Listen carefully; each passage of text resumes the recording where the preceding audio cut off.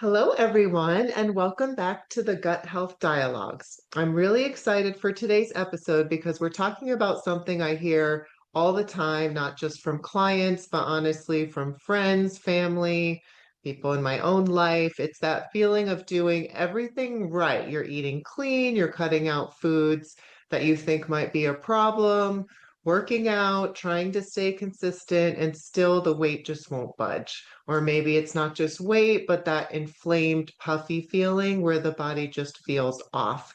And in those moments, it's easy to go down the path of, what am I doing wrong? But what I've learned and what we'll talk about today is that it's not usually just about discipline or willpower. It's about what's happening under the surface. Often it's the gut or your nervous system or even the way your body's trying to protect you based on stress, inflammation, or past experiences.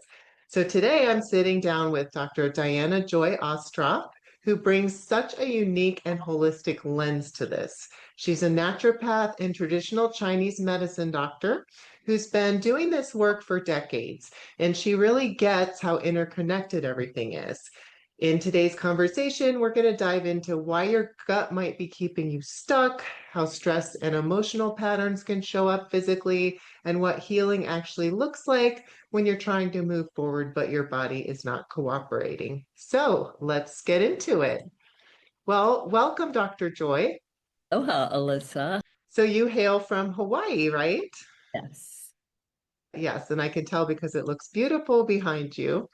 So, yeah, well, thank you for joining us for this important topic today. And I was wondering, maybe to start off, if you could tell us a little bit about yourself and the type of work that you do and how often this issue of stubborn weight shows up in your work. Thank you for the good question. Well, first of all, I've been in practice for 35 years. I'm in my 36th year. I started with tremendous gut issues, and I think that was the impetus for me learning about health and diet and lifestyle and getting into naturopathic medicine. I had to correct my gut in order to correct the other problems that were going on in my life. And I see this issue all the time. So even skinny people sometimes feel like they have fat depositing, especially as we approach the after children phase of our lives in the 40s and the 50s, 60s. And sometimes people just get used to it without recognizing that there are underlying issues that could be arising from this weight that's hanging around in the organs and the belly. So it's very common. I address gut health with every single patient. Oh, interesting. It's the first step. Okay. And that makes a lot of sense to me, but it might be surprising to a lot of people. Of course, this is a gut health podcast, and our practice at Nutrition Resolution, we work with people who have gut health issues. That's why they're coming to us. So obviously, I start with the gut, with even people who want to lose weight. But are you saying that people who come to you maybe not complaining of gut issues, you start in the gut as well? Well, I have a variety of diagnostic tools in my center. Most of the equipment that I've brought in is from Europe, and I'm able to find out what the imbalances are in which body organs. So, across the board, gut is always an issue. I would say 95% of the time. There's a rare occasion when someone's been eating really well and taking care of themselves relatively well, and that's not the predominant issue. There's usually some aspect of gut health that needs to be adjusted, even in a small way, Okay. not overhauled. Okay. So I think this reminds me, I actually did a whole episode, just a solo episode on this podcast. It was called Flare Down, Slim Down, and it was about metabolic endotoxemia and how inflammation can contribute to weight inflammation that's caused by bacterial imbalance or dysbiosis in the gut, and then that creates LPS that gets throughout the body and affects metabolism. So that's maybe one mechanism. Is that something you look at as well or see as well? Or what are some of the other ways you see gut health affecting weight? Well, certainly the metabolism is affected when there's dysbiosis.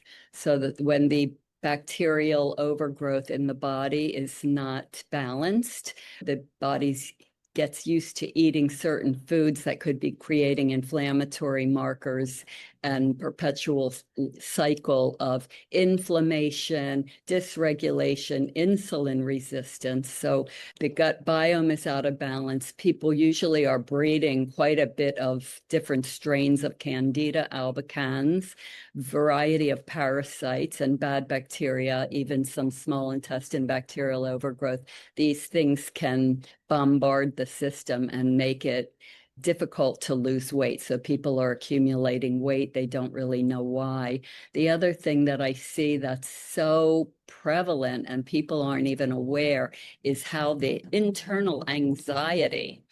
People are walking time bombs nowadays. They think they're relaxed, but they show up and they're on their phones and they're stressing and they're not relaxed and they don't understand how important that aspect of just settling the nervous system is in gut repair and health.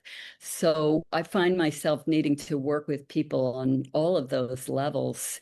And usually I take away the weight loss as the goal. And I think of it more in terms of body cleansing and healing. We want to have a healthy body. I think the words weight loss trip people up. There are two negatives, weight loss. So, or I want to lose weight. They're like two negatives. And it makes people think in terms of there's something wrong with me, rather than the way I like to look at the body is sort of like a project. So, in our home, we want to renovate. What does it take? It takes time to renovate the house. First thing you have to do is declutter the system. So we want to get rid of the things that are interfering with metabolism and interfering with healthy gut function and flora, and then restore natural balance and think of it not as a quick fix trying to lose weight, but rather get rid of what we don't need so that we're left with just our healthy cells and our functional pathways. Yeah, absolutely. So I would imagine that, like me, when people come to you with stubborn weight issues, it's not like they haven't tried a million things before, right? So, because what you're talking about is not a quick fix. And a lot of times, if people are new to having to lose weight, or if it's something that feels urgent for them, they do feel that urgency where they want it to be a quick fix. But when you've tried all those other things, you've tried the fad diets. Basically, most of the diets out there are just one version or another of over restricting your body, which what I've noticed, people go into starvation mode, the metabolism goes into that conservation mode, and then you're having to rehabilitate the metabolism. So, how refreshing to have a new approach to look at it from a health perspective, putting your body back in balance, unpacking some of these underlying drivers.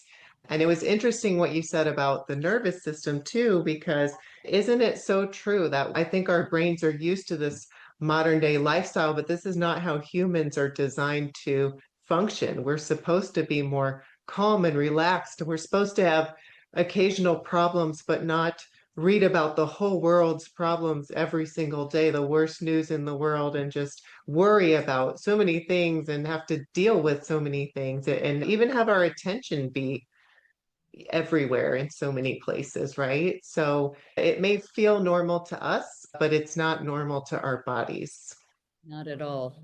So that constant fight or flight raises our cortisol, our norepinephrine, and then that produces more of the cytokines, the inflammatory markers. It's a perpetual cycle, and the body will not heal when it's under stress. So in my practice, after I examine someone and learn about what they're thinking and what they're wanting to do and their goals, I put them in a calm space. So we have a variety of rooms where they lay down, they get acupuncture. I teach them some breathing techniques. The breathing, the meditating, the relaxing the nervous system is step number one. Whenever there's anything that is going to require a health transformation.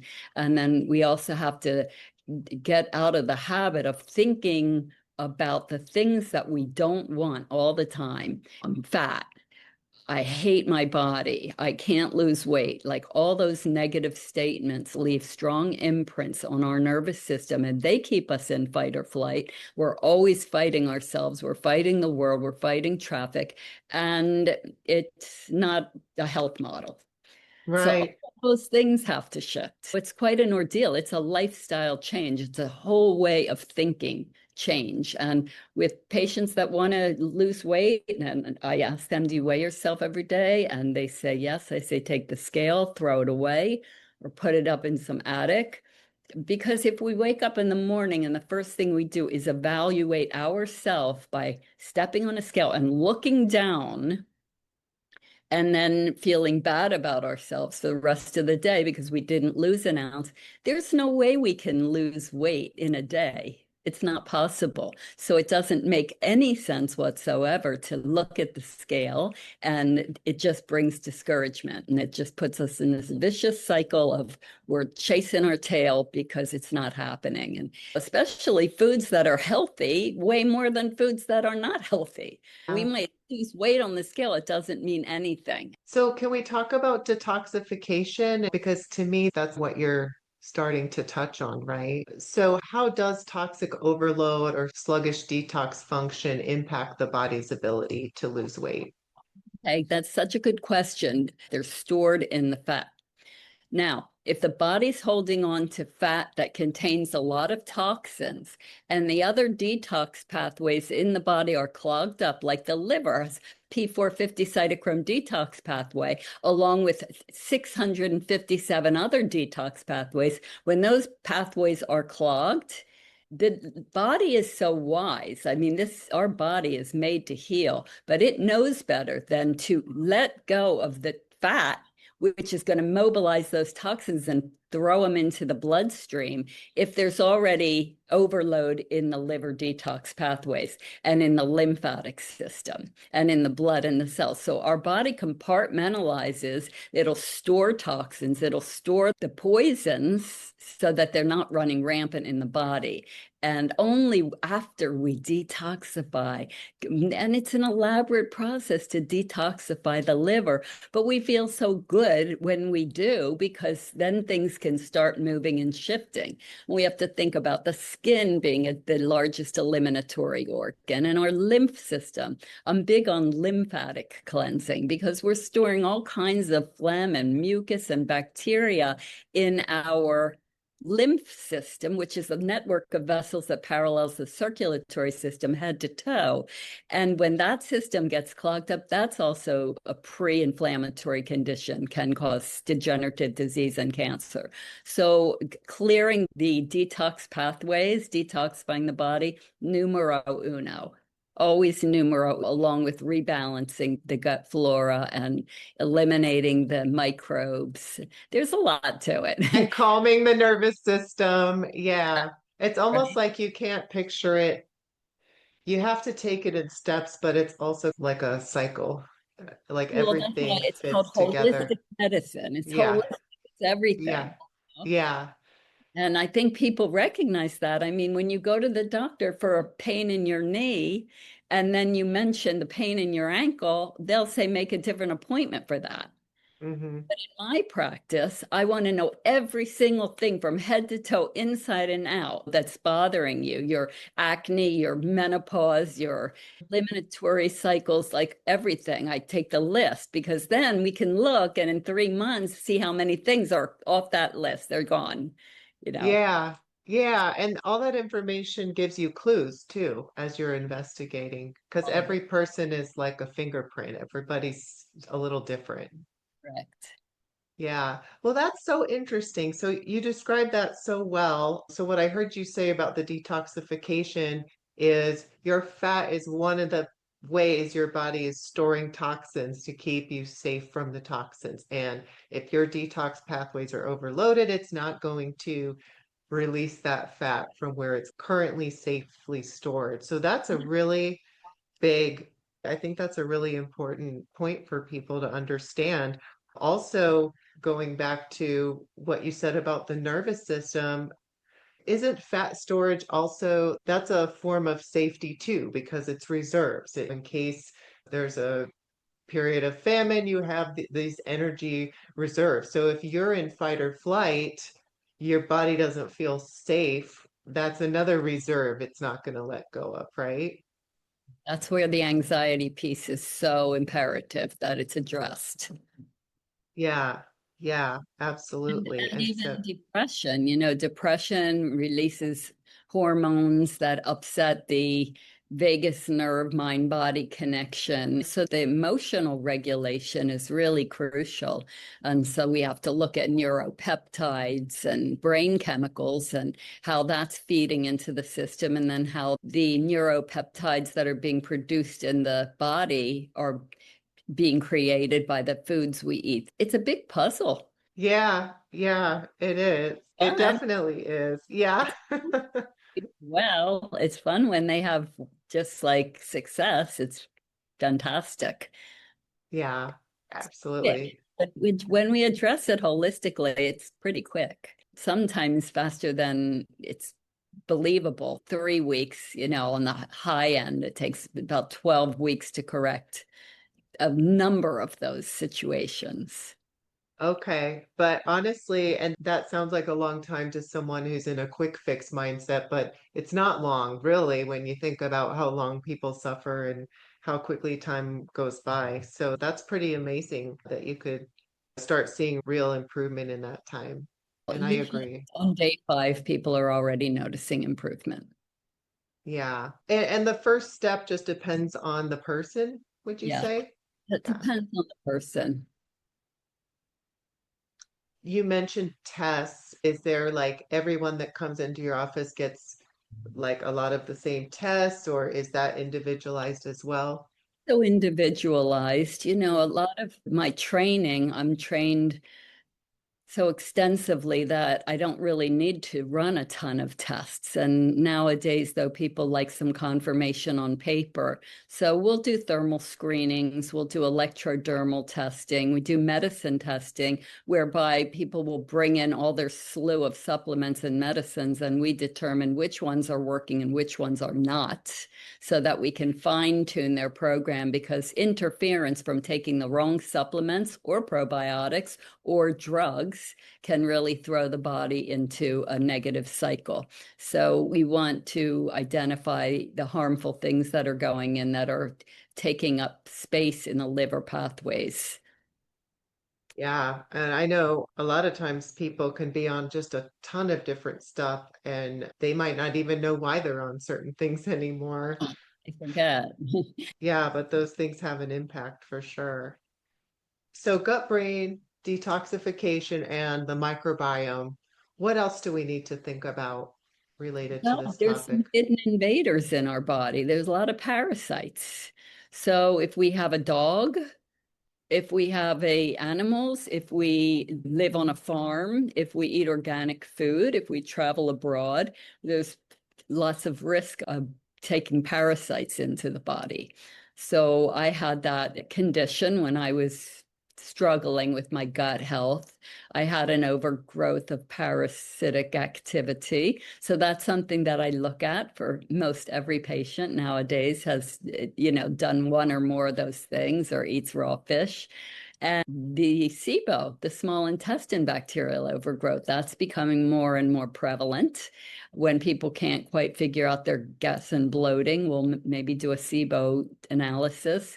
Irritable bowel syndrome is just a combination of things. It's a term a doctor gave a patient because he doesn't know what to do. So just throws them in the irritable bowel section. But all that means is that we need to identify what's causing the irritation in the bowel. And it usually is a combination of poor microbial, there's the dysbiosis, not adequate. We need diversity of the gut biome. We need to look at the general food sensitivities or allergies that people have. Nowadays, also, some of the immunizations and vaccinations have some ingredients in them that can trigger autoimmune issues that can affect the gut. So, yeah, lots of things we need to look at. Yeah, yeah, I agree with all of those. I like how you said that about irritable bowel syndrome. It just means that we need to find out what's irritating the bowel. I love that because that's so true with that catch-all diagnosis. I'm not big on diagnoses. I tell people we don't need a word. We need to see what's going on and figure Yeah, out how to correct it rather than throw you in a box of this is your box of yeah, diagnosis. yes. But we're in a society that loves labels and we have more of them than ever. And now at least with SIBO, now it has a diagnosis code, so now doctors will believe it exists. So they have sometimes these labels have their benefits, but I definitely hear you because IBS really tells us nothing. It tells us you don't have inflammatory bowel disease as long as you've actually been evaluated for that, or they don't think you have it. You don't have cancer or some of these other things they exclude. But yeah, and that's the frustration with a lot of that the patients feel. It's okay, well then, and there's nothing after that. There's no solution offered other than so we're getting a little bit off into the weeds because that's my kind of area that we talk about the most on this podcast, but that's okay. What I was hearing you say though, it sounds like so many things to think about, but I think somebody who has been dealing with these stubborn issues and has not had any solutions, really not known where to go, this offers a lot of hope because there are so many things that we can work on that maybe nobody's brought up before or that maybe you've never thought of before. So we have inflammation, toxic burden, we have mind gut connection, we have the diversity of a healthy microbiome. Yeah, I talked to a new patient the other day and she said, yeah, she wants to lose weight. And she said, yeah, I just have these terrible sugar cravings. And she also has a lot of gut issues, diarrhea. And I'm just thinking already about yeast, just right off the bat, looking at that because, and people in that position think they own the sugar craving, like it's my sugar craving. And certainly there's a lot of reasons we crave sugar. I remember baking cookies with my mom growing up. We see commercials, we see triggers, we love sugar. But when you have those deep, like intense sugar cravings, we want to think about what's craving that sugar. And a lot of times they're actually bugs in your gut that's craving the sugar. Yeah, there's hundreds of strains of candida.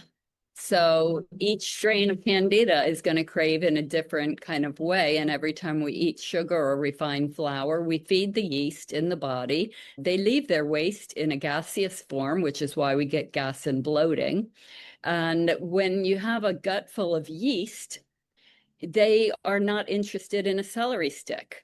And you can be the smartest person on earth, but when you have 100 million little screaming yeasties in your body and they need to be curbed, it's only the natural thing to want to give them sugar. And that's what, when I was struggling, here I was a smart person. I was already a doctor and I still couldn't control my sugar cravings until I realized that killing off yeast in the body, now that can take up to 11 months. That Mm, is not a fix. That is a mhm. long-term project. And women, all women who have estrogen, also have candida because estrogen and the candida are attracted in the same but physiology. So I always say pretty women and feminine women, they might have more of those sugar cravings and more yeast overgrowth. It breeds in the vagina, it breeds throughout the alimentary canal, can breed in the mouth, can cause horrible halitosis or bad breath. So it's really one of those nasty buggers that need to be balanced. And I'd Yeah, say it's one of the hardest microbes to balance. yeah, yeah, I would agree. It's pretty sticky. Yeah, it's sticky. That's right. And then it attracts more bacteria, attracts undigested food, and then layer upon layer of undigested food and morbid, half digested food is sticking onto the body, and that can also promote belly fat and weight gain and poor digestion, to say the least. So when our intestines are lined with flour, the byproducts of flour, gluten and gliadin, that also creates a sticky situation whereby the food cannot be digested because there's a scum, there is a layer of microbes that are lining the small intestine, the lumen of the small intestine. So when the body goes to digest, the body can't digest because it's not getting close enough to the lumen of the small intestine for those digestive functions to happen. So then food just turns into fat. And we never are satisfied, and we're still hungry, and we don't get nutrition from our food, and we keep eating. And that also creates more fat and depression and fatigue. Yeah. And yeah, the yeast develops the biofilms as well. Partially yeast, yes. Yeah. Biofilms are like think of it as a fortress. Bacteria, Hmm. they're not going down anytime soon. They've been around for billions of years. They're the most resistant species in the world. So when a bacteria feels threatened, now it starts to join forces with viruses and parasites and fungus to build fortresses to prevent anything from killing it. So that creates a big, strong problem. So breaking Hmm. down those fortresses, that's another bad Hmm. needs to happen. But all of this is Hmm. part of the natural process of healing. And you were mentioning 3 months seems like a long time. It takes about 11 months for every cell in the body to be different. Now, I look at myself, I'm 65, and I say to myself, if I could be 100% better in 1 year, would I invest in myself? I sure would. Hmm. I know at 66, I'm going to be a little older and probably look a little older. Anything I can do to make myself healthier. Because if we think about ourselves 20 years from now, we're going to look back and say, wow, I looked really good at 60. Hmm. I wish I would have taken that extra time to do whatever I needed to do to prevent that inflammation or weight gain or stiffness or whatever it is that we allow to accumulate when we're being lazy. Yeah, absolutely. No, I think a lot can get done in 3 months. And I agree that we want to think bigger, zoom out, look, like you say, a year from now, what do you want to look back and be able to say versus just staying in inaction, and the time's just going to go by and you're going to be exactly where you are or worse. Or be exactly where we are. Yeah, or Never. you'll be worse, right? You'll be in a different place. If we're not working on ourselves, we're letting ourselves go. So, Mhm. at no point in time should our health not be the priority of our life. I know that in our 30s and we're working and trying to make a living and things like that, we don't see the imperativeness of taking care of our health. But certainly, once the 40s hit and beyond, it starts to become evident that we have to take care of ourselves as priority. And that's Yeah, the first questions I ask patients. Is your health a priority? If it's not, we're not a good fit. yeah, It has to be that important. yeah, absolutely. So there's a lot to look at when working with a natural holistic practitioner. What are some of the things that you could recommend to just a listener who might just want to get started with something today that they could do? Meditate, do yoga, put your feet on the earth, go ground. When we ground, we introduce new microbes into our body that expands our gut diversity. That's really good. It helps our nervous system. Put the phone down. Start with the things that are really going to help the nervous system to be well. Identify the foods that are causing problems. And usually we know. When I was in medical school, I remember hearing one of the doctors say, patients always know what it is they're doing wrong. They always know. And I knew I was using a lot of caffeine back then, and I've always felt guilty about it. And I knew that was something I needed to stop to help my anxiety and my stress and overeating and all of that. So think about the thing that's running through your head that you know and make a plan to do something to make it a little better. Like I cut down on the caffeine over time, switch to black tea, switch to green tea or matcha, something like that. If you're eating lots of sugar, refined sugar, switch to something like a transition. Not for me, I would do dried fruit with almond butter, but slowly get away from the ice cream and the spoonfuls of peanut butter and whatever else I was eating. Reduce the refined flour for sure and the corn syrups, and be aware that there's certain chemicals in our environment that are affecting our hormones. And for most women, I recommend we do thorough hormone testing. And I can't tell you how many women come to me, even in their 50s and 60s, that have never had their hormones tested thoroughly because doctors don't do it. General conventional doctors don't do it. So if you don't have a naturopath, I think it's an unbelievably important thing to have a naturopathic doctor on your team that can really look at all the different, I mean, we have 50 hormones. 50 hormones. And each hormone has a different responsibility in our life, in our body, in our metabolism, in our energy, our focus, our mood.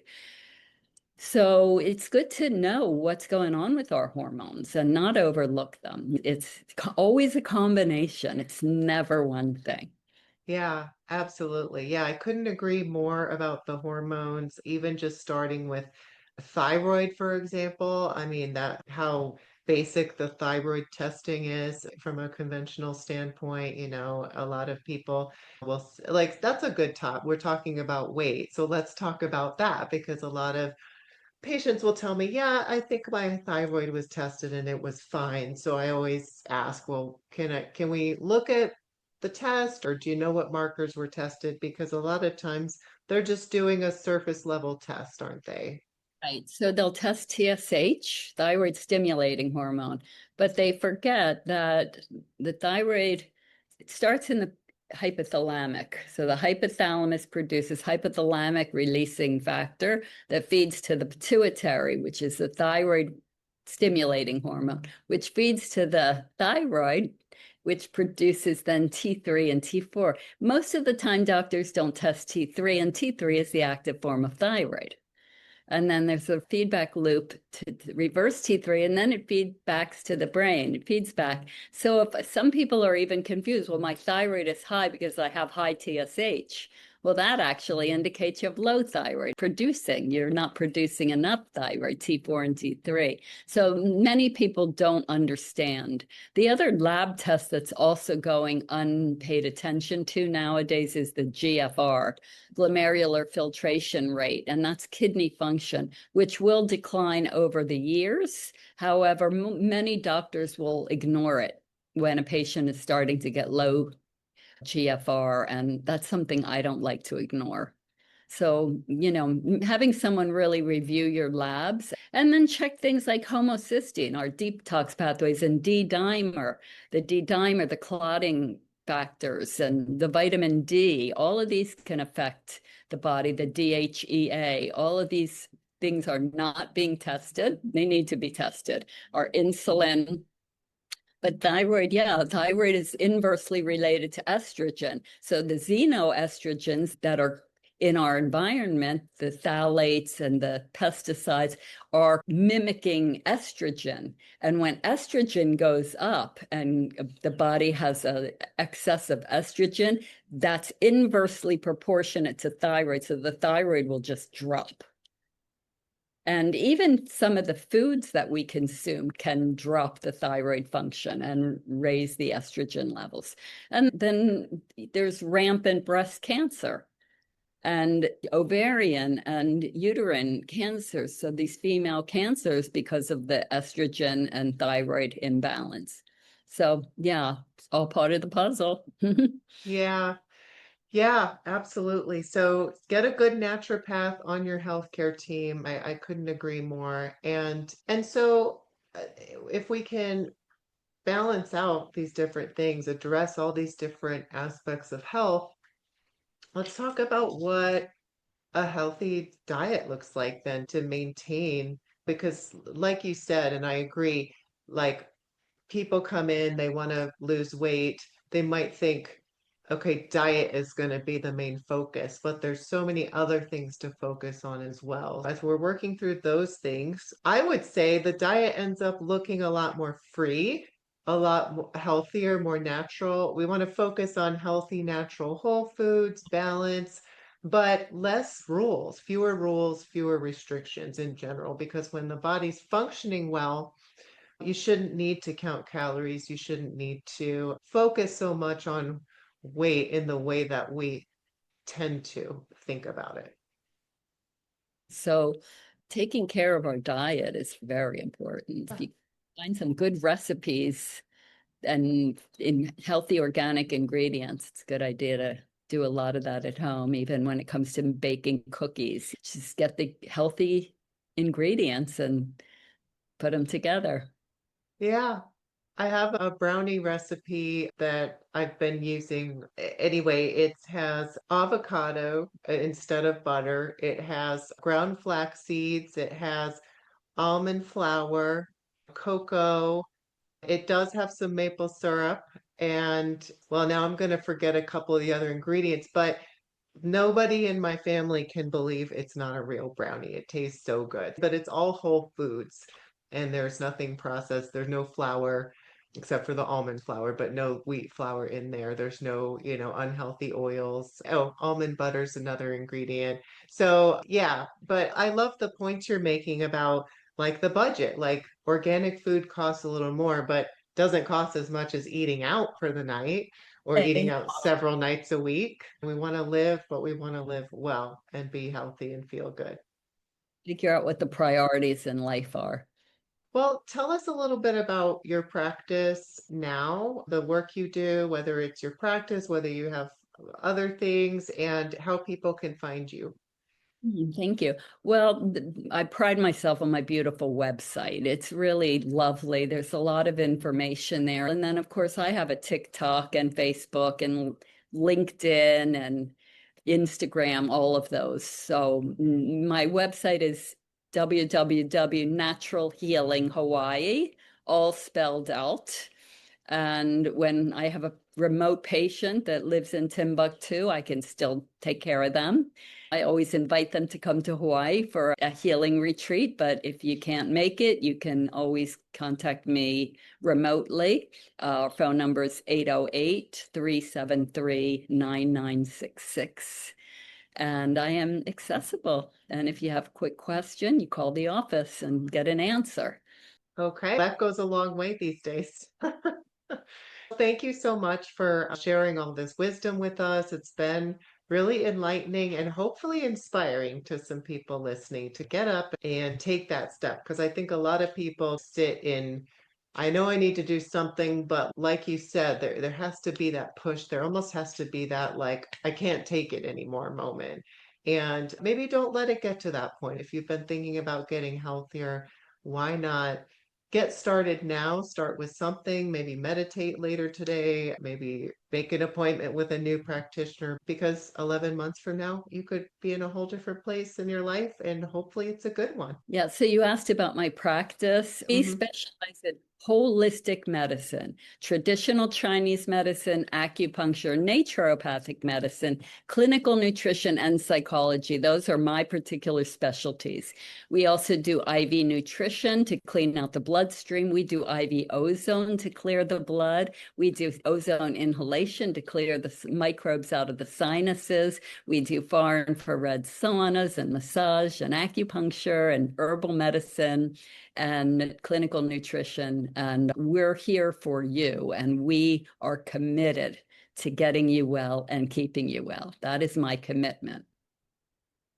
Oh, that all sounds wonderful. Well, thank you so much for joining us today. Thank you, Alyssa. You're welcome.